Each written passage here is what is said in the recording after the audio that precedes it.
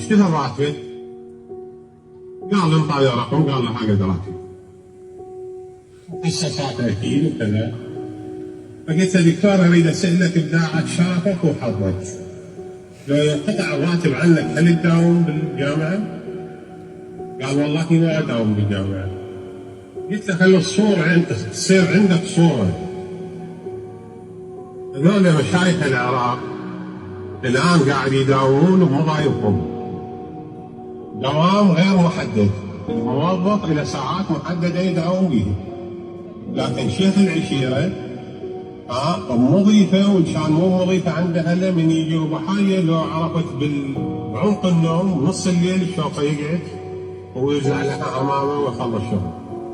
وشيوخ العشاير اللي بيهم حظ ما يمدون يديهم وياخذون عانات من اللي يبغون شغل، وهم يطون من حلالهم ويقضون حوائج الناس.